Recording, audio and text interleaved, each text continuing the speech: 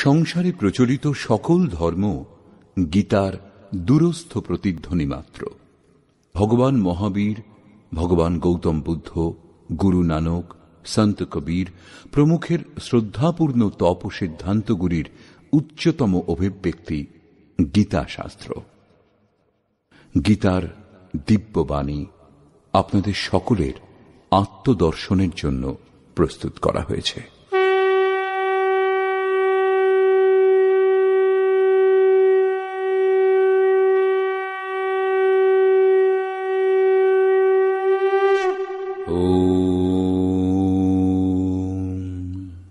শ্রী পরমাত্মনে নমঃ। যথার্থ গীতা, শ্রীমদ্ ভগবৎ গীতা, অথ ষষ্ঠ অধ্যায়। সংসারে ধর্মের নামে ভিন্ন ভিন্ন রীতিনীতি, পূজা পদ্ধতি, সম্প্রদায়ের বাহুল্য হলে কুরীতি শান্ত করে এক ঈশ্বরের স্থাপনা এবং তাকে কি করে লাভ করা যায়, সেই উপায়গুলিকে বিস্তারিতভাবে দেখাবার জন্য মহাপুরুষের আবির্ভাব হয়। ক্রিয়া পরিত্যাগ, নিজেকে জ্ঞানী বলে পরিচয় দেওয়ার ভণ্ডামি শ্রীকৃষ্ণের কালেও অত্যন্ত ব্যাপক ছিল। সেই জন্য বর্তমান অধ্যায়ের প্রারম্ভেই যোগেশ্বর শ্রীকৃষ্ণ এই বিষয়ে চতুর্থবার বললেন যে জ্ঞানযোগ এবং নিষ্কাম কর্মযোগ উভয়ের অনুসারেই কর্ম করতেই হবে। দ্বিতীয় অধ্যায়ে তিনি বলেছিলেন, অর্জুন, ক্ষত্রিয়ের জন্য যুদ্ধ থেকে শ্রেষ্ঠ কল্যাণকর আর কোনো পথ নেই। এই যুদ্ধে পরাজিত হলে দেবত্ব এবং জয়লাভ করলে মহামহিম স্থিতি লাভ করবে। এইরূপ চিন্তা করে যুদ্ধ করো। অর্জুন, এই বুদ্ধি তোমার জন্য জ্ঞান যোগের বিষয় বলা হয়েছে। সেটা কোন বুদ্ধি? এই যে যুদ্ধ করো। জ্ঞান যোগে যে কর্ম করতে হয় না তা নয়। জ্ঞান যোগে কেবল নিজের লাভ লোকসানের বিচার করে নিজের শক্তি সম্বন্ধে সজাগ থেকে কর্মে প্রবৃত্ত হতে হবে, যদিও প্রেরক মহাপুরুষই। জ্ঞান যোগে যুদ্ধ অনিবার্য। তৃতীয় অধ্যায়ে অর্জুন জিজ্ঞাসা করেছিলেন যে, ভগবান, নিষ্কাম কর্মযোগ অপেক্ষা জ্ঞানযোগ যদি শ্রেষ্ঠ বলে আপনার অভিমত, তাহলে আমাকে ঘোর কর্মে কেন নিযুক্ত করছেন? নিষ্কাম কর্মযোগ অর্জুনের কঠিন বলে মনে হচ্ছিল। এই প্রসঙ্গে শ্রীকৃষ্ণ বললেন, এই দুটি সিদ্ধান্ত আমার দ্বারা বলা হয়েছে, কিন্তু কোনো পথেই কর্ম ত্যাগ করে চলবার বিধান নেই। কর্ম আরম্ভ না করে কেউ পরম নৈষ্কর্মে স্থিতি লাভ করতে পারে না, এবং ক্রিয়া আরম্ভ করে তা ত্যাগ করে দিলেও কেউ পরম সিদ্ধি লাভ করতে পারে না। উভয় মার্গেই নিয়ত কর্ম, যজ্ঞের প্রক্রিয়া করতেই হয়। এখন অর্জুন উত্তমরূপে বুঝেছেন যে জ্ঞান মার্গ ভালো লাগুক অথবা নিষ্কাম কর্মযোগ, উভয় দৃষ্টিতেই কর্ম করতে হবে। এরপরেও পঞ্চম অধ্যায়ে তিনি প্রশ্ন করেছিলেন যে ফলের দিক দিয়ে কোনটা শ্রেষ্ঠ, কোনটা সুবিধাজনক। শ্রীকৃষ্ণ বলেছেন, অর্জুন, দুটি পরম শ্রেয় প্রদান করে, দুটি এক স্থানে পৌঁছয়। তবু সাংখ্য অপেক্ষা নিষ্কাম কর্মযোগ শ্রেষ্ঠ, কারণ নিষ্কাম কর্মের আচরণ না করে কেউ সন্ন্যাসী হতে পারে না। দুই মার্গেই কর্ম একটাই। অতএব স্পষ্ট হল যে সেই নির্ধারিত কর্ম না করে কেউ সন্ন্যাসী হতে পারে না এবং কেউ যোগীও হতে পারে না। এই পথের পথিকের দুটি দৃষ্টিকোণ, যা পূর্বেই বলা হয়েছে। শ্রী ভগবান উবাচ,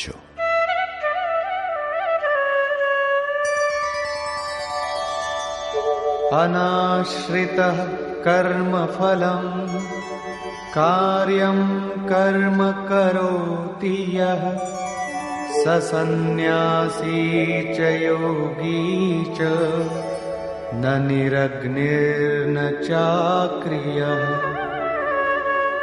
শ্রীকৃষ্ণ মহারাজ বললেন, অর্জুন, কর্মফলের আশ্রয় না করে, অর্থাৎ যিনি কর্ম করবার সময় কোনো প্রকার কামনা করেন না কার্যম কর্ম, করণীয় প্রক্রিয়া বিশেষের অনুষ্ঠান করেন, তিনিই সন্ন্যাসী, তিনিই যোগী। যিনি কেবল অগ্নি ত্যাগ করেছেন এবং ক্রিয়া ত্যাগ করেছেন, তিনি সন্ন্যাসী বা যোগী নন। ক্রিয়ার সংখ্যা অনেক, তার মধ্যে থেকে কার্যম কর্ম, করবার যোগ্য ক্রিয়া, নিয়ত কর্ম, নির্ধারিত কোনো বিশেষ ক্রিয়া আছে, তা হল যজ্ঞের প্রক্রিয়া, যার শুদ্ধ অর্থ হল আরাধনা, যা আরাধ্য দেব লাভ করবার বিধি বিশেষ, তাকে কার্যরূপ দেওয়া কর্ম। যিনি এই কর্মের অনুষ্ঠান করেন, তিনিই সন্ন্যাসী, তিনিই যোগী। যারা অগ্নিত্যাগী বলে যে আমরা অগ্নি স্পর্শ করি না, অথবা কর্মত্যাগী বলে যে আমাদের কর্ম করবার দরকার নেই, আমরা আত্মজ্ঞানী। কর্ম আরম্ভ না করে যারা এরূপ বলে, করণীয় ক্রিয়া বিশেষের আচরণ করে না, তারা সন্ন্যাসীও নয়, যোগীও নয়। এই প্রসঙ্গে আরও বলছেন, यं सन्न्यासमिति प्राहुः योगं तं विद्धि पाण्डव नह्य सन्न्यस्तसङ्कल्पो योगी भवति कश्चन। অর্জুন, যাকে সন্ন্যাস এইরূপ বলা হয়, তাকেই তুমি যোগ বলে জানবে, কারণ সংকল্প ত্যাগ না করলে কোন পুরুষ যোগী হয় না। অর্থাৎ কামনা ত্যাগ উভয় মার্গের জন্যই আবশ্যক। তাহলে তো ভালোই, বলে দিই যে আমি সংকল্প করি না, তাহলেই যোগী সন্ন্যাসী হয়ে যাব। শ্রীকৃষ্ণ বলছেন, এরূপ হয় না। आरुरुक्षोर्मुनेर्योगं कर्म कारणमुच्यते योगारूढस्य तस्यैव शमः कारणमुच्यते। যোগে আরোহণ করতে ইচ্ছুক মননশীল পুরুষের জন্য যোগের প্রাপ্তির জন্য কর্মানুষ্ঠানই সাধন, এবং যোগের অনুষ্ঠান করতে করতে যখন তা পরিণাম দেওয়ার স্থিতিতে আসে, সেই যোগারূঢ়ত্বে শমঃ কারণামুচ্যতে, সকল সংকল্পের অভাবই কারণ। এর পূর্বে সংকল্পের হাত থেকে রেহাই পাওয়া যায় না। এবং यदा हिनेन्द्रियार्थेषु न कर्मस्वनुषज्यते सर्वसंकल्पसन्न्यासी योगारूढस्तदोच्यते। যে কালে পুরুষ ইন্দ্রিয় ভোগে আসক্ত হন না এবং কর্মেও আসক্ত হন না, যোগীর পরিপক্ক অবস্থাতে পৌঁছনোর পর কর্ম করে আর কার খোঁজ করা হবে? অতএব নিয়ত কর্ম আরাধনার আর প্রয়োজন হয় না। সেই জন্য তিনি আর কর্মে আসক্ত হন না। সেই সময় সর্বসংকল্প সন্ন্যাসী, সর্বসংকল্পের অভাব দেখা দেয়। একেই বলে সন্ন্যাস। এই হল যোগারূঢ়ত্ব। পথে সন্ন্যাস বলে কিছুই নেই। এই যোগারূঢ়ত্বে কি লাভ? উদ্ধরেদাত্মনাত্মানম নাত্মানমবসাদয়েৎ আত্মৈব হ্যাত্মনো বন্ধু আত্মৈব রিপুরাত্মনঃ। অর্জুন, মানুষের কর্তব্য এই যে নিজেই নিজেকে উদ্ধার করবে, আত্মার যাতে অধোগতি না হয়, কারণ এই জীবাত্মা স্বয়ং নিজের বন্ধু, আবার স্বয়ং নিজের শত্রুও। কখন শত্রু হয় আর কখন মিত্র হয়, এই প্রসঙ্গে বলছেন, বন্ধুরাত্মাত্মনস্তস্য येनात्मैवात्मना जितः अनात्मनस्तु शत्रुत्वे वर्तेतात्मैव शत्रुवत्।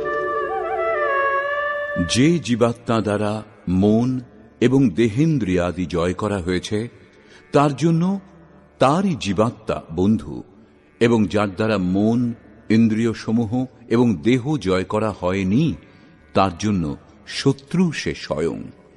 এই দুটি শ্লোকেই শ্রীকৃষ্ণ একটা কথাই বললেন যে নিজের আত্মাকে নিজেই উদ্ধার করুন, তাকে অধোগতিতে নিয়ে যাবেন না, কারণ আত্মাই বন্ধু। এই সৃষ্টিতে অন্য কেউ শত্রু বা বন্ধু নয়। কি রূপে? যিনি মন ও ইন্দ্রিয় সমূহ জয় করেছেন, তার জন্য তার আত্মাই বন্ধুর মতো ব্যবহার করে, পরম কল্যাণকর হয়। এবং যিনি মন ও ইন্দ্রিয় সমূহ জয় করেননি, তার জন্য তার আত্মাই শত্রুর মতো ব্যবহার করে, নীচ যোনি এবং যাতনার দিকে নিয়ে যায়। প্রায় লোকে বলে, আমি তো আত্মা। গীতা শাস্ত্রে বলেছে, একে শস্ত্র ছেদন করতে পারে না, অগ্নি দাহ করতে পারে না, বায়ু শুষ্ক করতে পারে না। আত্মা নিত্য অমৃত স্বরূপ, শাশ্বত, অপরিবর্তনশীল, এবং সেই আত্মা আমাতেই বিদ্যমান। তারা গীতা শাস্ত্রের এই পংক্তিগুলি লক্ষ্য করে না যে আত্মা অধোগতিতেও যায়, আত্মার উদ্ধারও হয়, যার জন্য কার্যম কর্ম, করণীয় প্রক্রিয়ার আচরণ করলেই উপলব্ধি হয়, এই কথা বলা হয়েছে। এখন দেখা যাক অনুকূল আত্মার লক্ষণ কি।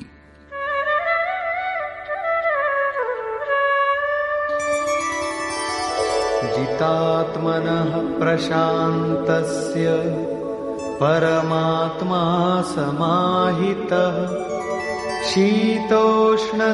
शीतोष्णसुखदुःखेषु तथा मानापमानयोः। শীত ও উষ্ণে, সুখ ও দুঃখে এবং মান ও অপমানে যার অন্তঃকরণের বৃত্তিসমূহ শান্ত, এইরূপ স্বাধীন আত্মা যার, তার মধ্যে পরমাত্মা সদা স্থিত, কখনো পৃথক হন না। জিতাত্মা অর্থাৎ যিনি মন ও ইন্দ্রিয় সমূহ জয় করেছেন, যার বৃত্তি পরম শান্তিতে প্রবাহিত, একেই আত্মার উদ্ধারের অবস্থা বলে। আরো বললেন, জ্ঞান বিজ্ঞান তৃপ্তাত্মা কূটস্থো বিজিতেন্দ্রিয়ঃ युक्त इत्युच्यते योगी समलोष्टाश्मकाञ्चनः। যার অন্তঃকরণ জ্ঞান ও বিজ্ঞানে তৃপ্ত, যার স্থিতি অচল, স্থির এবং নির্বিকার, যিনি বিশেষ রূপে ইন্দ্রিয় সমূহ জয় করেছেন, যার দৃষ্টিতে মাটি, পাথর ও সোনা এক, এইরূপ যোগীকে যুক্ত বলা হয়। যুক্তির অর্থ যোগে সংযুক্ত, একেই বলে যোগের পরাকাষ্ঠা। যোগেশ্বর পঞ্চম অধ্যায়ের শ্লোক সংখ্যা 7 থেকে 12 পর্যন্ত যার বর্ণনা করেছেন, পরম তত্ত্ব পরমাত্মার সাক্ষাৎকার এবং সেই সঙ্গে তাঁকে জানাকেই বলে জ্ঞান। সাধক ইষ্ট থেকে যদি 1 ইঞ্চি দূরেই থাকে, জানবার ইচ্ছুক, তবুও তাকে অজ্ঞানীই বলে। সেই প্রেরক কিরূপে সর্বব্যাপ্ত, কিরূপে প্রেরণা প্রদান করেন, কিরূপে অনেকগুলি আত্মার একসঙ্গে পথ প্রদর্শন করেন, কি রূপে তিনি ভূত, ভবিষ্যৎ এবং বর্তমানের জ্ঞাতা, সেই প্রেরক ইষ্টের কার্যপ্রণালীর জ্ঞানই বিজ্ঞান। যেদিন থেকে হৃদয়ে ইষ্টের আবির্ভাব ঘটে, সেদিন থেকেই তিনি নির্দেশ দিতে আরম্ভ করেন, কিন্তু শুরুতে সাধক বুঝতে পারেন না। পরাকাষ্ঠাকালেই যোগী তার আন্তরিক কার্যপ্রণালী সম্পূর্ণভাবে বুঝতে পারেন।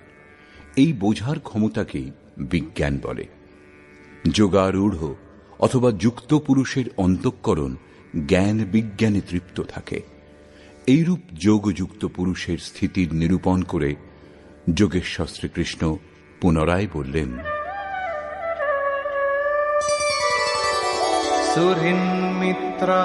সুহৃন্মিত্রার্युदासीन মধ্যস্থদ্বেষ্য বন্ধুষু সাধুষ্বপি চ পাপেষু समबुद्धिर्विशिष्यते।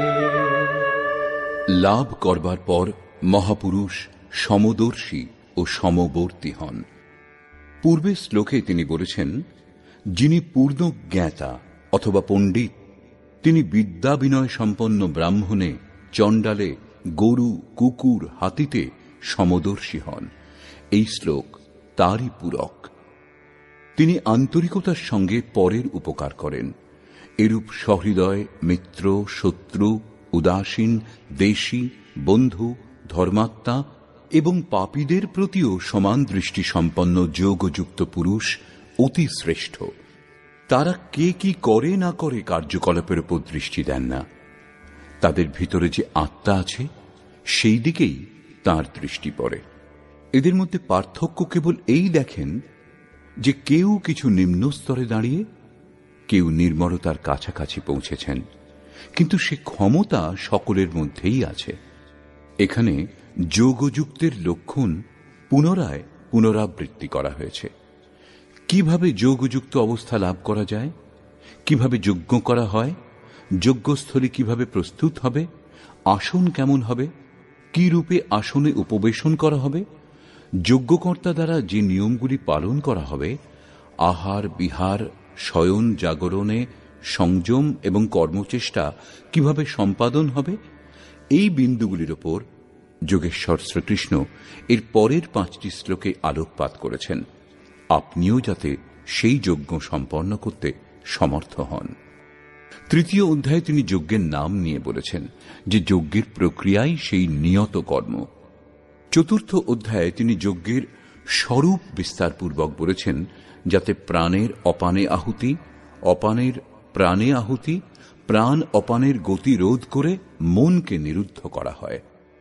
যজ্ঞের শুদ্ধ অর্থ আরাধনা এবং আরাধ্য দেব পর্যন্ত যে প্রক্রিয়ার দ্বারা পৌঁছানো যায় সেই বিষয়ে 5ম অধ্যায়েও বলা হয়েছে, কিন্তু তার জন্য ভূমি, আসন, করবার বিধি ইত্যাদি সম্বন্ধে বলা বাকি ছিল। তারই উপর যোগেশ্বর শ্রীকৃষ্ণ এখানে আলোকপাত করছেন। योगी युञ्जीत सततं आत्मानं रहसि स्थितः एकाकीयत चित्तात्मा निराशीर परिग्रहः। চিত্ত জয় করবার জন্য প্রযত্নশীল যোগী মন ইন্দ্রিয় সমূহ এবং দেহ সংযত করে বাসনা ও সংগ্রহ রহিত হয়ে নির্জন স্থানে একাকী চিত্তকে আত্মোপলব্ধি করবার যোগক্রিয়াতে নিযুক্ত করবেন। তার জন্য কেমন স্থান হওয়া দরকার, আসন কিরূপ হবে? शुचौ देशे प्रतिष्ठाप्य स्थिरमासनमात्मनः नात्युच्छ्रितं नातिनीचं चैलाजिनकुशोत्तरम्। শুদ্ধ স্থানে কুশ, মৃগচর্ম, বস্ত্র অথবা এর থেকে উত্তরোত্তর রেশম, উলের বস্ত্র, তক্তাপোষ যা কিছু হোক স্থির আসন স্থাপন করবেন। আসন যেন অতি উঁচু বা অতি নিচু না হয়। শুদ্ধ ভূমির অর্থ হল স্থান যেন পরিষ্কার হয়, আসন যেন একটুও না দোলে, স্থিরভাবে স্থাপন হয়। পূজ্য মহারাজজি প্রায় 5 ইঞ্চি উঁচু আসনের উপর বসতেন। একবার ভক্তগণ 1 ফুট উঁচু মার্বেল পাথরের এক চৌকি এনে দিয়েছিলেন। মহারাজজি মাত্র একদিন ব্যবহার করেছিলেন। পরদিনই বলেছিলেন, সাধুদের এত উঁচু আসনে বসা উচিত নয়, এতে অভিমান চলে আসে। আবার নিচুতেও বসা উচিত নয়, হীন ভাব ও ঘৃণা উৎপন্ন হয়। সেটা সরিয়ে বাগানে রেখে দিয়েছিলেন। তিনি সেখানে কখনো যেতেন না, এখনো কেউ যায় না। এইরূপ ছিল সেই মহাপুরুষের ক্রিয়াত্মক শিক্ষা পদ্ধতি। সাধকের জন্য বেশি উঁচু আসন ব্যবহার উচিত নয়, তাহলে ভজন সম্পূর্ণ হবে পরে, আগে অহংকারটাই প্রাধান্য পাবে। এরপরে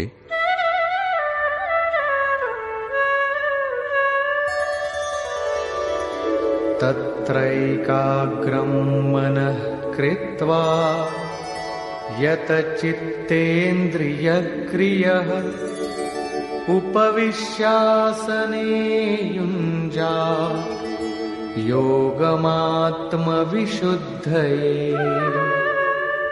সেই আসনে বসেই ধ্যান করবার বিধান। মনকে একাগ্র করে চিত্ত এবং ইন্দ্রিয় সমূহের কার্য সংযমপূর্বক অন্তঃকরণ শুদ্ধির জন্য যোগাভ্যাস করবেন। কিভাবে উপবেশন করা হবে তাও বলছেন।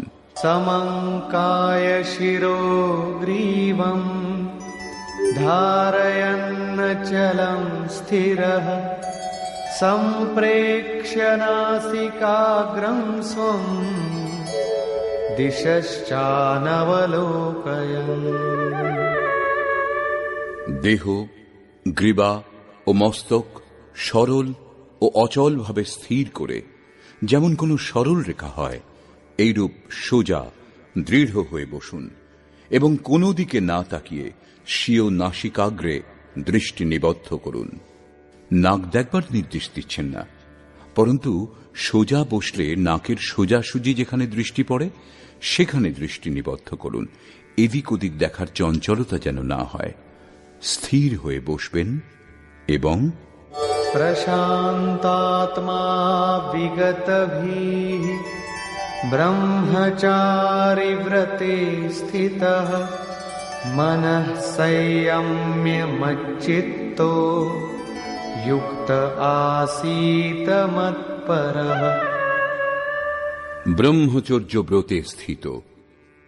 প্রায় লোকে বলে যে জননেন্দ্রিয় সংযমই ব্রহ্মচর্য, কিন্তু মহাপুরুষগণের অনুভূতি এই যে মন থেকে বিষয় স্মরণ করে, চোখ দিয়ে সেরকম দৃশ্য দেখে, ত্বক দ্বারা স্পর্শ করে, কানে বিষয়োত্তেজক শব্দ শুনে জননেন্দ্রিয় সংযম সম্ভব নয়। ব্রহ্মচারীর বাস্তবিক অর্থ হল ব্রহ্ম আচরত স ব্রহ্মচারী। ব্রহ্মের আচরণ হল নিয়ত কর্ম, যজ্ঞের প্রক্রিয়া, যার অনুষ্ঠান করে ইয়ান্তি ব্রহ্ম সনাতনম, সনাতন ব্রহ্মে বিলীন হওয়া যায়। এর অনুষ্ঠানের সময় স্পর্শান কৃত্বা বহির্বাজ্যান, বাহ্য স্পর্শ, মন এবং ইন্দ্রিয় সমূহের স্পর্শ বাইরেই ত্যাগ করে চিত্তকে ব্রহ্মচিন্তনে, শ্বাস প্রশ্বাসে, ধ্যানে নিযুক্ত করতে হবে। মন ব্রহ্মে নিযুক্ত থাকলে বাহ্য স্মরণ কে করবে? যদি তবুও বাহ্য স্মরণ হয়, তাহলে মন নিযুক্ত হয়েছে কোথায়? বিকার দেহে নয়, মনের তরঙ্গের মধ্যে থাকে। মন যদি ব্রহ্মাচরণে রত, তাহলে কেবল জননেন্দ্রিয় সংযম নয়, সকল ইন্দ্রিয় সংযম পর্যন্ত স্বাভাবিক হয়ে যায়। অতএব ব্রহ্মচরণে স্থিত থেকে ভয়রহিত এবং উত্তম রূপে শান্ত অন্তঃকরণ যুক্ত মনকে সংযত করে আমাতেই চিত্ত নিযুক্ত করে মৎপরায়ণ হয়ে স্থিত হবেন। এরূপ আচরণের পরিণাম কি?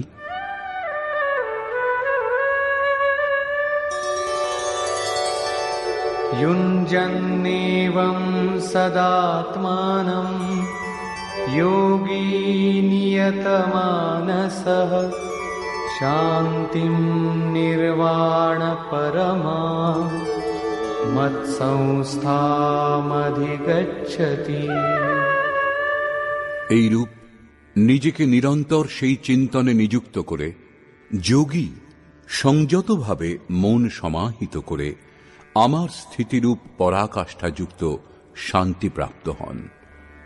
সেই জন্য নিজেকে নিরন্তর কর্মে নিযুক্ত করুন। এই প্রশ্নটি এখানে সম্পূর্ণ হল। এর পরের দুটি শ্লোকে তিনি বলছেন, পরমানন্দযুক্ত শান্তির জন্য শারীরিক সংযম, যুক্তাহার, বিহারও আবশ্যক। নাত্যশ্নতস্তু যোগোস্তি ন চৈকান্তমনশ্নতঃ ন চাতি স্বপ্নশীলস্য জাগ্রতো নৈব চার্জুন। অর্জুন, এই যোগ অতি ভোজীর সিদ্ধ হয় না এবং একান্ত অনাহারীরও সিদ্ধ হয় না, অত্যন্ত নিদ্রালুর এবং অতি অনিদ্রা অভ্যাসীরও সিদ্ধ হয় না। তাহলে কার সিদ্ধ হয়? युक्ताहार विहारस्य युक्तचेष्टस्य कर्मसु युक्तस्वप्नावबोधस्य योगो भवति दुःखः। দুঃখের নাশক এই যোগ তাঁর পূর্ণ হয় যিনি পরিমিত আহার বিহার করেন, কর্মে পরিমিত চেষ্টা করেন এবং যার নিদ্রা ও জাগরণ সন্তুলিত। অধিক ভোজনে আলস্য, নিদ্রা এবং প্রমাদ ঘিরে ধরে, তখন সাধনা ব্যাহত হয়। আহার ত্যাগ করলেও ইন্দ্রিয় সমূহ দুর্বল হয়ে যায়, অচল স্থির হয়ে বসবার ক্ষমতা থাকে না। পূজ্য মহারাজজি বলতেন, যতটা খোরাক তার থেকে একটা দুটো রুটি কম খাওয়া উচিত। বিহার অর্থাৎ সাধনের অনুকূল বিচরণ, অল্প পরিশ্রমও করা উচিত। কোনো কাজ খুঁজে নিতে হয়, অন্যথা রক্ত সঞ্চার শিথিল হয়ে যাবে, যার ফলে রোগ ব্যাধির শিকার হবে। আয়ু, নিদ্রা ও জাগরণ আহার ও অভ্যাসে কম বেশি হয়। মহারাজজি বলতেন, যোগীদের 4 ঘন্টা শয়ন করা উচিত এবং সব সময় স্মরণ মনন করা উচিত। যে বৃথা জাগরণ করে সে শীঘ্রই পাগল হয়ে যায়। কর্মে পরিমিত চেষ্টা হওয়া দরকার, অর্থাৎ নিয়ত কর্ম আরাধনার অনুরূপ নিরন্তর প্রযত্নশীল হওয়া দরকার। বাহ্য বিষয়গুলি স্মরণ না করে সর্বদা তাতেই যিনি নিযুক্ত, তাঁরই যোগে সিদ্ধি লাভ হয়। সঙ্গে সঙ্গে यदा विनियतं चित्तम् आत्मन्येवावतिष्ठते निःस्पृहः सर्वकामेभ्यो युक्त इत्युच्यते तदा।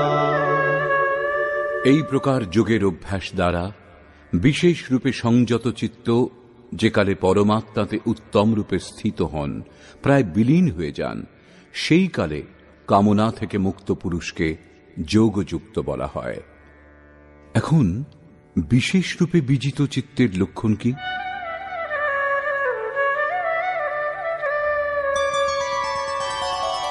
यथा दीपो निवातस्थो नेङ्गते सोपमा स्मृता योगिनो यतचित्तस्य युञ्जतो योगमात्मनः। বায়ুশূন্য স্থানে অবস্থিত দীপ শিখা যেমন কম্পিত হয় না, শিখা ঊর্ধ্বমুখী হয়, তাতে কম্পন হয় না, সেই উপমা দেওয়া হয়েছে পরমাত্মার ধ্যানে প্রবৃত্ত চিত্তজয়ী যোগীর সঙ্গে। প্রদীপ তার উদাহরণ মাত্র। বর্তমান সময়ে প্রদীপের প্রচলন কমে গেছে। বায়ুতে বেগ না থাকলে ধূপকাঠির ধোঁয়া সোজা ওপরের দিকে যায়। এটা যোগীর বিজিত চিত্তের একটা উদাহরণ মাত্র। এখন যদিও চিত্ত জয় করা হয়েছে, তবু নিরুদ্ধ চিত্তের বিলয় তো হয়নি। যখন এই নিরুদ্ধ চিত্তেরও বিলয় হয়, তখন কি বিভূতি লাভ হয়? শুনুন।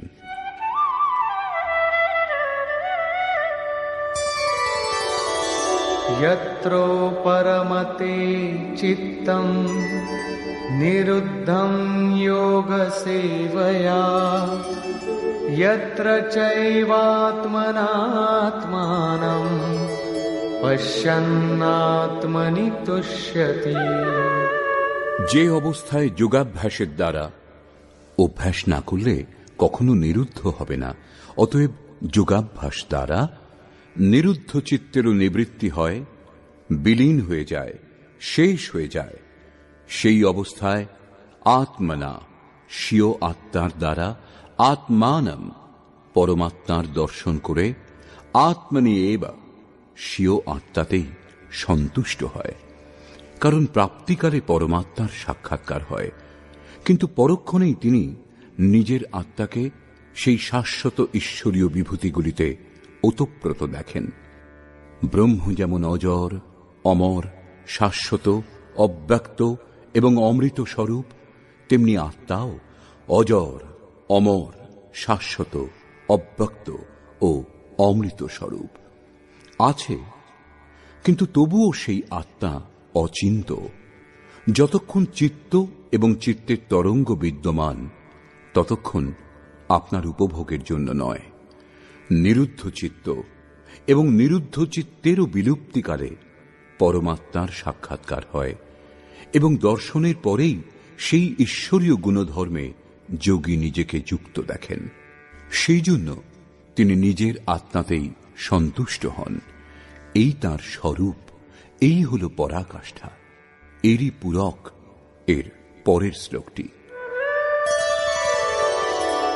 সুখমাত্যন্তিকং যত্তৎ বুদ্ধিগ্রাহ্যমতীন্দ্রিয়ম वेत्ति यत्र न चैवायं স্থিতশ্চলতি তত্ত্বতঃ। এবং ইন্দ্রিয় সমূহের অতীত কেবল শুদ্ধ সূক্ষ্ম বুদ্ধি দ্বারা গ্রহণযোগ্য যে অসীম আনন্দ আছে, তা যে অবস্থায় অনুভব করেন এবং যে অবস্থায় স্থিত হয়ে এই যোগী ভগবৎ স্বরূপকে তত্ত্ব সহিত জেনে বিচলিত হন না, সর্বদা তাতে প্রতিষ্ঠিত থাকেন।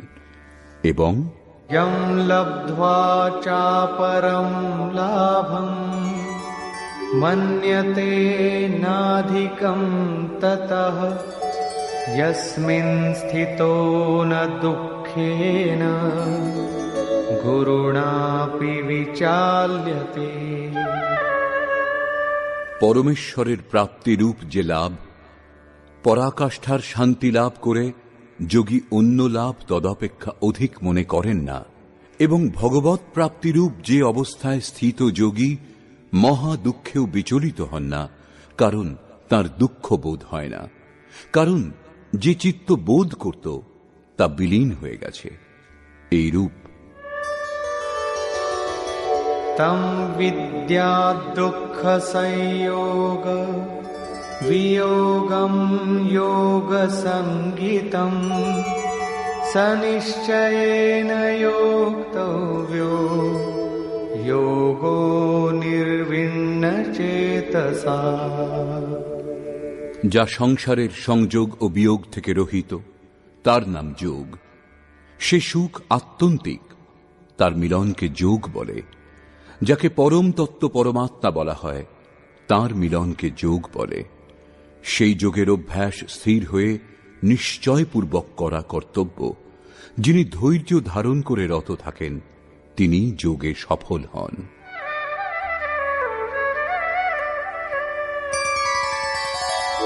সংকল্প প্রভবান কামান ত্যক্ত্বা সর্বান শেষতঃ मनसैवेन्द्रियग्रामं विनियम्य समन्ततः। সেই জন্য মানুষের উচিত সংকল্পজাত সমস্ত কামনাগুলি সম্পূর্ণভাবে ত্যাগ করে মন থেকে ইন্দ্রিয় সমূহকে সকল বিষয় থেকে উত্তম রূপে নিবৃত্ত করে শনৈঃ শনৈরুপরমেদ বুদ্ধ্যা ধৃতি গৃহীতয়া আত্মসংস্থং মনঃ কৃত্বা ন কিঞ্চিদপি চিন্তয়েৎ। অভ্যাস করে ধীরে ধীরে উপরত করবে, চিত্ত নিরুদ্ধ এবং বিলীন হয়ে যাবে। অতঃপর ধৈর্যযুক্ত বুদ্ধির দ্বারা মনকে পরমাত্মাতে স্থিত করে অন্য কিছুই চিন্তা করবে না। লাভ করবার বিধান নিরন্তর প্রবৃত্ত থেকেই, কিন্তু শুরুতে মন লাগে না। এই প্রসঙ্গে যোগেশ্বর বলছেন,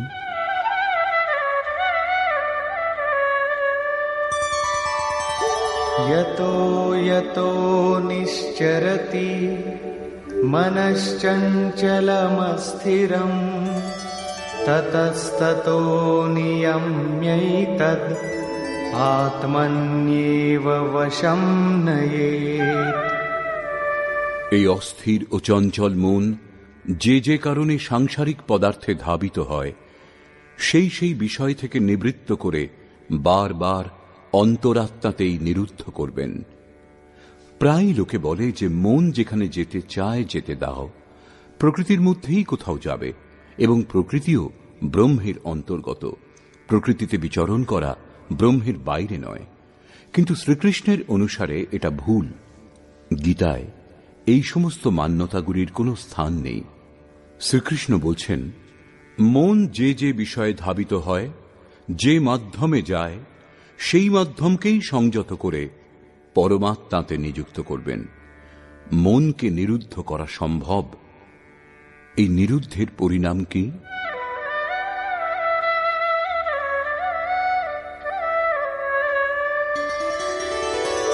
प्रशान्तमनसं येनं योगिनं सुखमुत्तमम्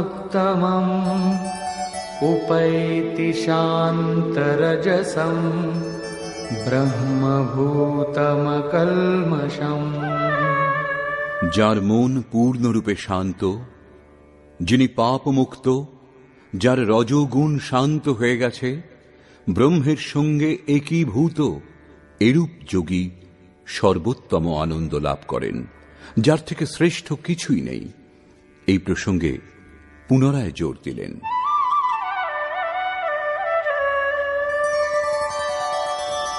युञ्जन्नेवं सदात्मानं योगी विगतकल्मषः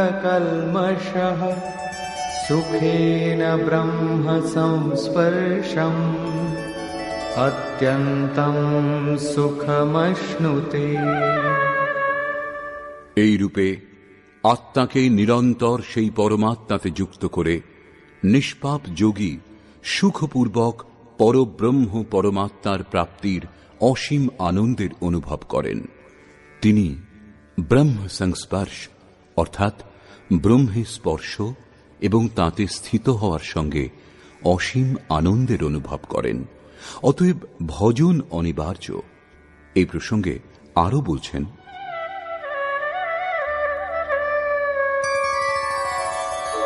सर्वभूतस्थमात्मानं सर्वभूतानि चात्मनि ईक्षते योगयुक्तात्मा सर्वत्र समदर्शनः। যোগের পরিণামের সঙ্গে যিনি যুক্ত, সর্বভূতে সমদর্শী যোগী নিজের আত্মাকে সর্বভূতে দর্শন করেন এবং সমস্ত ভূতকে নিজের আত্মাতেই প্রবাহিত দেখেন। এরূপ দর্শন করলে কি লাভ? यो मां पश्यति सर्वत्र सर्वं च मयि पश्यति तस्याहं न प्रणश्यामि स च मे न प्रणश्यति। যিনি সর্বভূতে পরমাত্মারূপ আমাকে দর্শন করেন, ব্যাপ্ত দেখেন এবং সর্বভূতকে সর্বাত্মা আমাতে দর্শন করেন, তার জন্য আমি অদৃশ্য হই না এবং তিনিও আমার জন্য অদৃশ্য হন না। এটাই প্রেরকের মুখোমুখি মিলন, সখ্যভাব, সামীপ্য মুক্তি।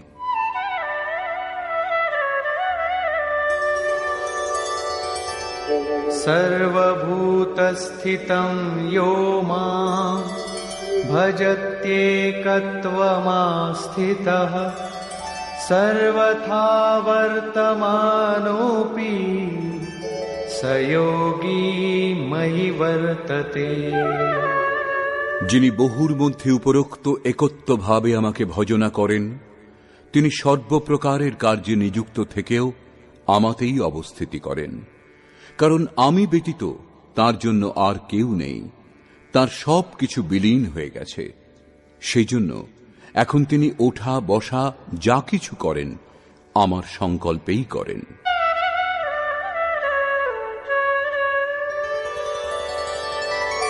आत्मौपम्येन सर्वत्र समं पश्यति योऽर्जुन सुखं वा यदि वा दुःखं स योगी परमो मतः। হে অর্জুন, যিনি নিজের সমান সর্বভূতকে দেখেন, সকল ভূতের সুখ ও দুঃখকে নিজের সুখ ও দুঃখের ন্যায় অনুভব করেন, তিনি, যার ভেদভাব সমাপ্ত হয়ে গেছে, সর্বশ্রেষ্ঠ যোগী। প্রশ্নটি সম্পূর্ণ হল। এই প্রসঙ্গে অর্জুন জিজ্ঞাসা করলেন, অর্জুন উবাচ।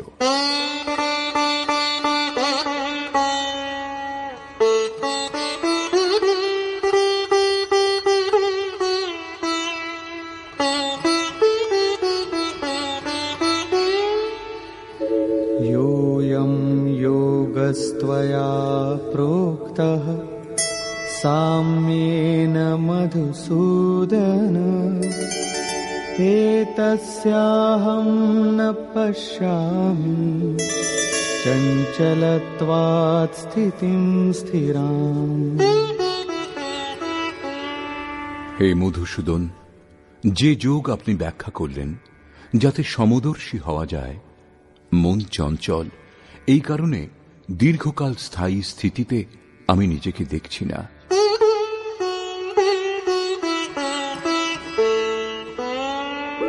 चञ्चलं हि मनः कृष्ण प्रमाथि बलवदृढम्, तस्याहं निग्रहं मन्ये वायोरिव सुदुष्करम्। হে কৃষ্ণ, এই মন অতি চঞ্চল, প্রমথন স্বভাবযুক্ত। প্রমথন অর্থাৎ যা আলোড়ন সৃষ্টি করে, অবিবেচক এবং প্রবল, সেই জন্য একে বশ করা আমি বায়ুর ন্যায় অতি দুষ্কর মনে করি। ঝড়ের বায়ুকে এবং মনকে নিবৃত্ত করা দুইই সমান।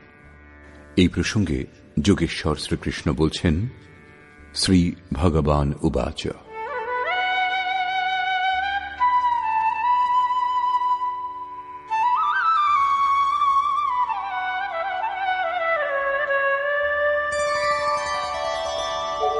असंशयं महाबाहो मनो दुर्निग्रहं चलम्, अभ्यासेन तु कौन्तेय वैराग्येण च गृह्यते। মহান কার্যে প্রযত্নশীল মহাবাহু অর্জুন, মন নিঃসন্দেহে চঞ্চল এবং একে বশ করা অতি কঠিন। কিন্তু কৌন্তেয়, মন অভ্যাস ও বৈরাগ্য দ্বারা বশীভূত করা যায়। যেখানে চিত্ত নিযুক্ত করতে হবে, সেখানে স্থির করবার জন্য বারবার প্রযত্ন করাকে অভ্যাস বলে, এবং দেখা শোনা বিষয়বস্তু থেকে সংসার অথবা স্বর্গাদি ভোগগুলিতে রাগ অর্থাৎ আসক্তির ত্যাগ বৈরাগ্য। শ্রীকৃষ্ণ বলছেন যে মনকে বশীভূত করা কঠিন, কিন্তু অভ্যাস ও বৈরাগ্যের দ্বারা একে বশ করা যায়।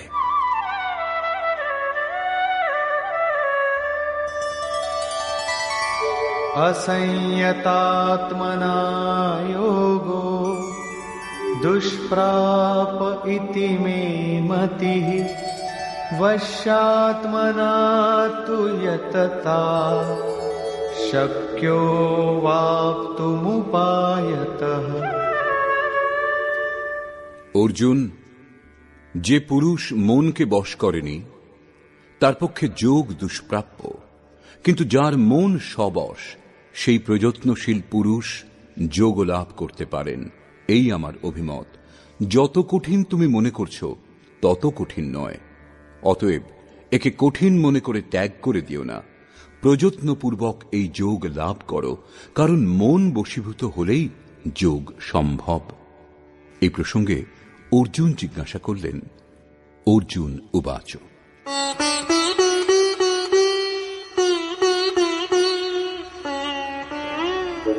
अयति श्रद्धयोपेतो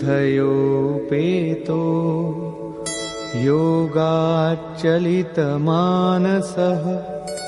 अप्राप्य प्राप्य योग संसिद्धिं काम गतिं कृष्ण गच्छति।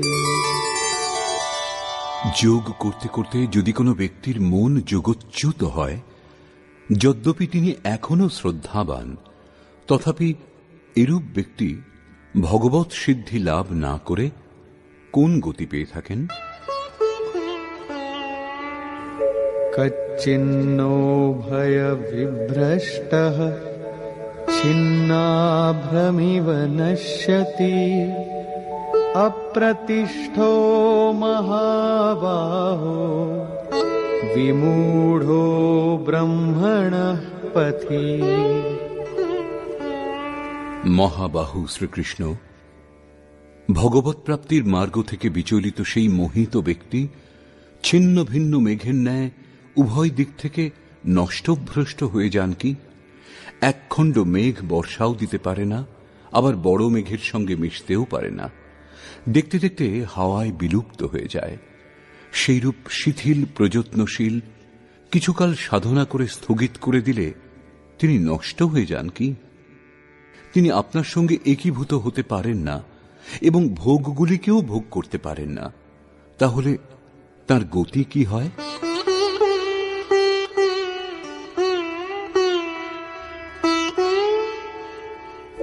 एतन्मे संशयं कृष्ण छेत्तुमर्हस्य शेषतः त्वदन्यः संशयस्यास्य छेत्ता न ह्युपपद्यते। হে কৃষ্ণ, আমার এই সংশয় সম্পূর্ণরূপে দূর করতে একমাত্র আপনিই সমর্থ। আপনি ভিন্ন অন্য কারো পক্ষে এই সংশয় দূর করা সম্ভব নয়। এই প্রসঙ্গে যোগেশ্বর শ্রীকৃষ্ণ বললেন, শ্রী ভগবান উবাচ।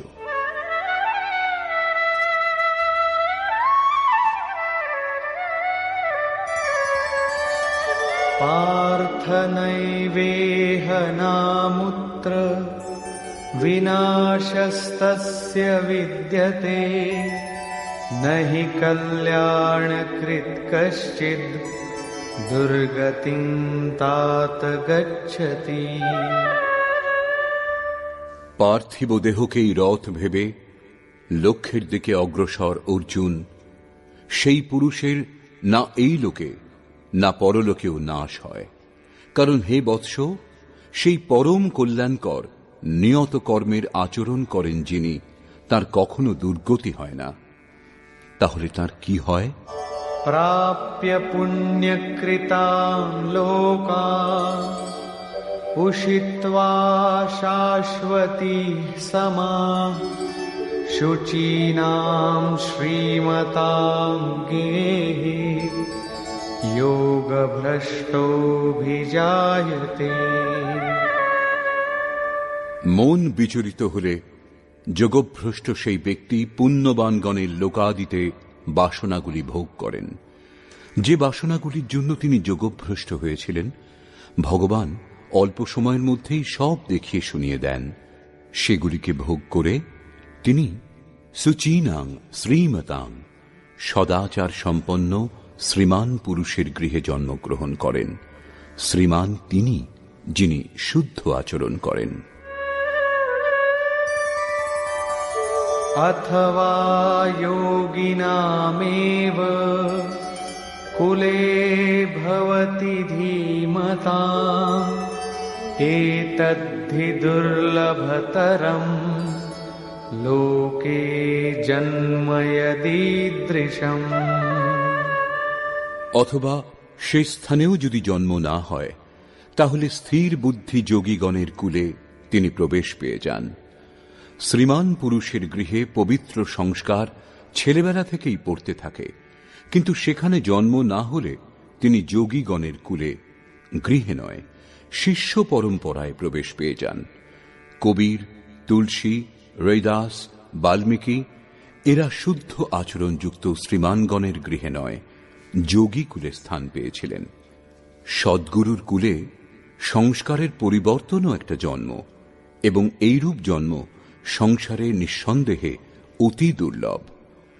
যোগীগণের কুলে জন্মের অর্থ কেবল তাদের পুত্ররূপেই উৎপন্ন হওয়া নয়, গৃহত্যাগের পূর্বে যারা পুত্ররূপে জন্মগ্রহণ করে তারা মোহবশত মহাপুরুষকে পিতা বলে মনে করলেও সেই মহাপুরুষের জন্য ঘর পরিবারের নামে আপনজন বলে কেউ থাকে না। যে শিষ্য তার আদর্শকে সম্বল করে নিষ্ঠা ভরে তার অনুষ্ঠান করেন, তার মহত্ব পুত্র অপেক্ষা বহু গুণ বেশি। সেই কারণে সেই শিষ্যই তার বাস্তবিক পুত্র। যে ব্যক্তি যোগের সংস্কারের সঙ্গে যুক্ত নয়, তাকে মহাপুরুষগণ শিষ্য বলে গ্রহণ করেন না। পূজ্য মহারাজজি যদি কেবল গেরুয়াধারী সাধুর সংখ্যা বৃদ্ধি করতে চাইতেন, তাহলে হাজার হাজার ব্যক্তি তাঁর শিষ্যত্ব গ্রহণ করতেন। কিন্তু তিনি কাউকে গাড়ি ভাড়া দিয়ে, কারো বাড়িতে চিঠি দিয়ে বুঝিয়ে ঘরে পাঠিয়ে দিয়েছিলেন। কেউ জিদ করলে তিনি যত রকম কুলক্ষণী দেখতে পেতেন। অন্তর থেকে নিষেধ হতো যে এর মধ্যে সাধু হওয়ার একটা লক্ষণও নেই, একে রাখা ঠিক হবে না, এ পার হতে পারবে না। নিরাশ হয়ে দু একজন পাহাড় থেকে ঝাঁপ দিয়ে জীবন ত্যাগও করেছিল, কিন্তু মহারাজজি তাদেরও নিজের আশ্রমে স্থান দেননি। পরে জানতে পেরে বলেছিলেন, যদিও জানতাম খুবই ব্যাকুল, তবু মরে যাবে জানলে পরে রেখে নিতাম। একজন পতিত ব্যক্তিই থাকত, আর কি হতো। মমত্ব তার মধ্যেও খুব বেশি ছিল, তবুও রাখেননি। ৬-৭ জন যাদের জন্য আদেশ হয়েছিল যে আজ একজন যোগভ্রষ্ট ব্যক্তি আশ্রমে আসছে, জন্ম জন্মান্তর থেকে ভ্রমিত হয়ে চলে আসছে, এই তার নাম, এই তার রূপ, তাকে স্থান দিয়ে ব্রহ্মবিদ্যার উপদেশ দাও, তাকে এগিয়ে দাও। কেবল তাদেরই রেখেছিলেন। আজও তাদের মধ্যে একজন মহাপুরুষ ধারকুণ্ডিতে আছেন, একজন অনুসূয়াতে, ২-৩ জন অন্যত্রও আছেন। এরাই বাস্তবিক রূপে সদ্গুরুর কুলে স্থান পেয়েছিলেন। এরূপ মহাপুরুষের সান্নিধ্য লাভ অতি দুর্লভ। তত্র তং বুদ্ধি সংযোগম লভতে পৌর্বদেহিকম यतते च ततो भूयः संसिद्धौ कुरु नन्दन। যোগভ্রষ্ট পুরুষ পূর্বজন্মে যে সাধন করেছিলেন, সেই বুদ্ধির সংযোগকে সেখানে অনায়াসেই লাভ করেন, এবং হে কুরুনন্দন, তার প্রভাবে তিনি পুনরায় সংসিদ্ধৌ ভগবৎ প্রাপ্তিরূপ পরম সিদ্ধি লাভের জন্য প্রযত্ন করেন।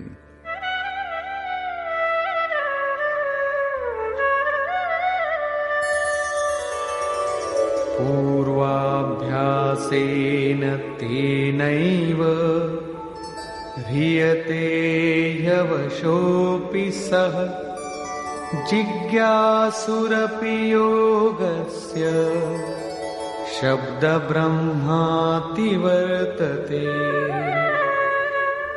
শ্রীমানের গৃহে বিষয়ের বশীভূত হয়েও তিনি পূর্বজন্মের সেই অভ্যাস দ্বারা ভগবৎ পথের দিকে আকর্ষিত হন এবং যোগে শিথিল প্রযত্নশীল সেই জিজ্ঞাসু ও বাণীর বিষয়কে পার করে নির্বাণ পদ প্রাপ্ত হন।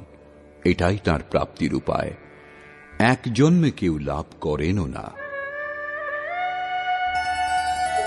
প্রয়ত্নাদ্যতমানস্তু যোগী সংশুদ্ধ কিলবিষঃ अनेक जन्म संसिद्धः ततो याति परां गतिम्। অনেক জন্ম থেকে প্রযত্নশীল যোগী পরম সিদ্ধি লাভ করেন। যিনি প্রযত্নপূর্বক অভ্যাস করেন, তিনি সমস্ত পাপ থেকে মুক্ত হয়ে পরম গতি লাভ করেন। এটাই প্রাপ্তির ক্রম। শিথিল প্রযত্ন দ্বারা যোগের আরম্ভ হয়। মন বিচলিত হয়ে পথভ্রষ্ট হলে পুনরায় জন্মগ্রহণ করতে হয়।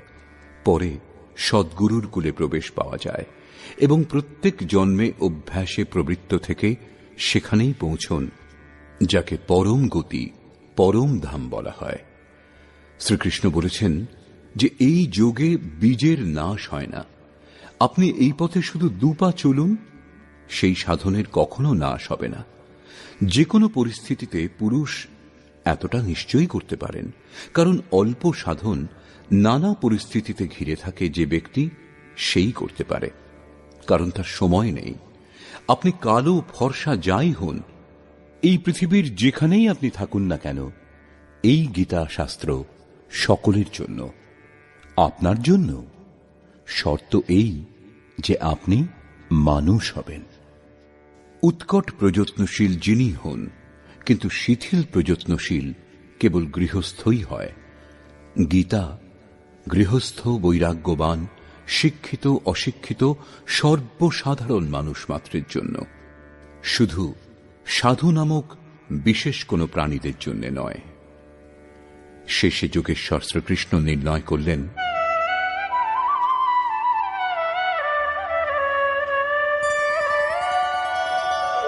তপস্বিভ্যোऽধিকো যোগী জ্ঞানিভ্যোऽপি মতোऽধিকः কর্মিভ্যশ্চাধিকো যোগী তস্মাদ্ যোগী ভবার্জুন।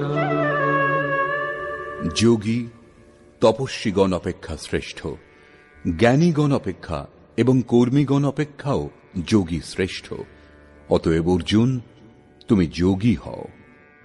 তপস্বী মন এবং ইন্দ্রিয় সমূহকে সংযম করে যোগ স্থিতিতে পৌঁছবার জন্য তপস্যা করেন, এখনো যোগযুক্ত হননি।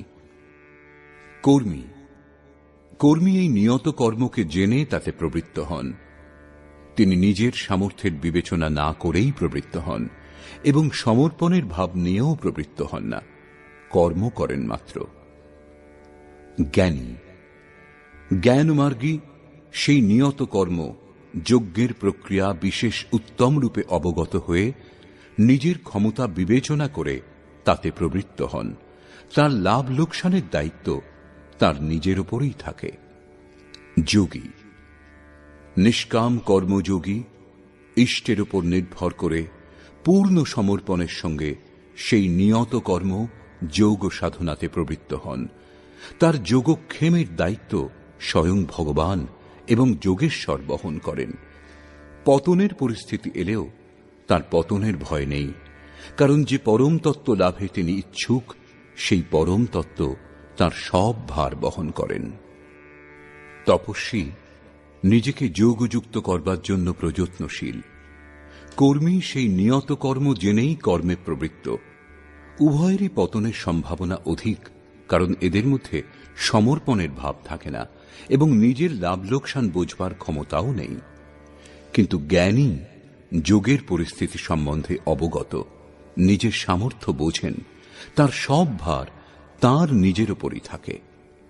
কিন্তু নিষ্কাম কর্মযোগী নিজেকে ইষ্টের উপর ছেড়ে দেন, এই ভেবে যে ইষ্টদেবই সব ভার, সব দায়িত্ব নেবেন। পরম কল্যাণের পথে উভয়েই ঠিক চলেন। কিন্তু যার সব ভার ইষ্ট নেন, তিনি এদের সকলের চেয়ে শ্রেষ্ঠ, কারণ প্রভু তাকে গ্রহণ করেছেন। তার লাভ লোকসান সবকিছু প্রভু দেখেন, সেই জন্য যোগী শ্রেষ্ঠ। অতএব অর্জুন, তুমি যোগী হও, সমর্পণের সঙ্গে যোগের আচরণ করো। যোগী শ্রেষ্ঠ, কিন্তু তার থেকেও শ্রেষ্ঠ তিনি, যিনি অন্তর থেকে প্রবৃত্ত হন। এই প্রসঙ্গে বলছেন, যোগিনামপি সর্বেষাং মদ্গতেনান্তরাত্মনা শ্রদ্ধাবান ভজতে যো মাম সমে যুক্ততমো মতঃ।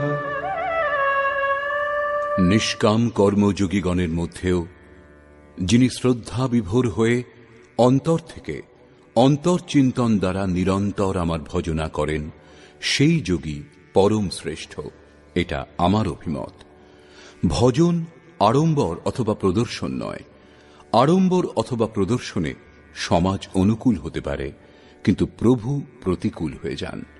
ভজন অত্যন্ত গোপনীয়ভাবে অনুষ্ঠিত হয় এবং তা অন্তঃকরণ থেকেই হয়। এর উত্থান পতন অন্তঃকরণের উপর নির্ভর করে। নিষ্কর্ষ।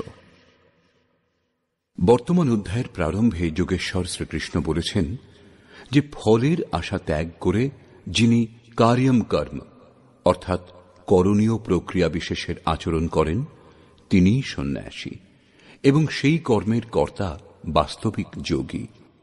সকল ক্রিয়া ত্যাগী অথবা অগ্নিত্যাগী যোগী বা সন্ন্যাসী হন না। সংকল্প ত্যাগ না করলে কোনো পুরুষ যোগী অথবা সন্ন্যাসী হতে পারেন না। আমি সংকল্প করি না বললেই সংকল্প ত্যাগ হয় না। যিনি যোগে আরূঢ় হতে চান তাকে সর্বদা কার্যম কর্ম এর আচরণে তৎপর থাকা উচিত। এই কর্মে অনবরত নিযুক্ত থাকলেই একদিন যোগী যোগারূঢ় হন এবং তখনই সর্বসংকল্পের অভাব হয়, এর পূর্বে নয়। সর্বসংকল্পের অভাবই সন্ন্যাস। যোগেশ্বর পুনরায় বলছেন যে আত্মা অধোগতিতে যায় এবং তার উদ্ধারও হয়।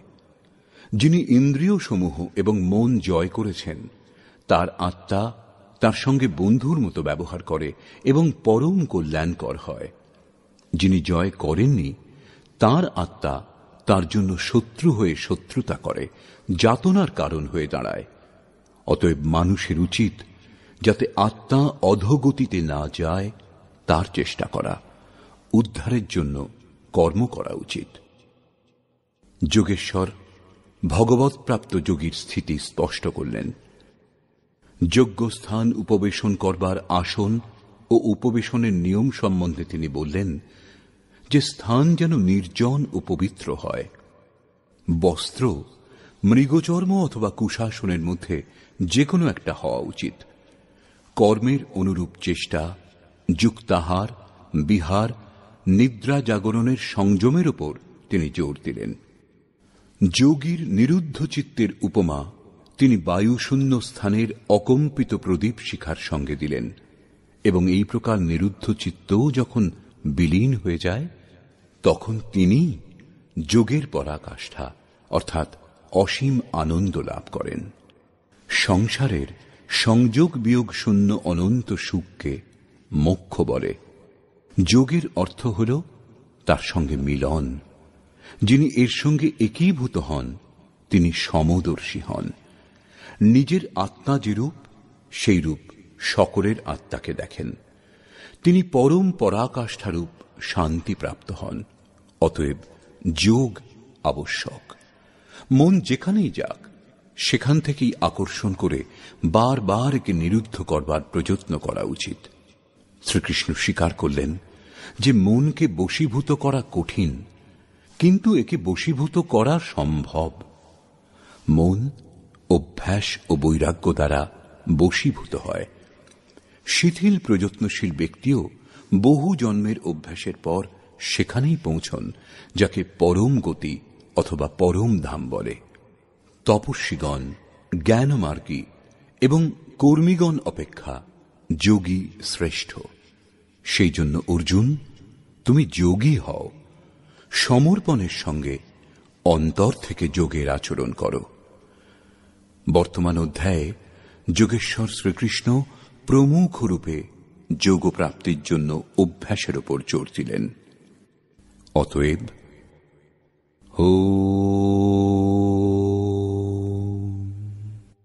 এইরূপ শ্রীমদ্ ভগবৎ গীতারূপী উপনিষদ এবং ব্রহ্মবিদ্যা তথা যোগশাস্ত্র বিষয়ক শ্রীকৃষ্ণ ও অর্জুনের সংবাদে অভ্যাস যোগ নামক ষষ্ঠ অধ্যায় পূর্ণ হল। এই প্রকার শ্রীমৎ পরমহংস পরমানন্দজির শিষ্য স্বামী অর্গড়ানন্দকৃত শ্রীমদ্ ভগবৎ গীতার ভাষ্য যথার্থ গীতাতে অভ্যাস যোগ নামক ষষ্ঠ অধ্যায় সমাপ্ত হল। হরি ওম তৎসৎ।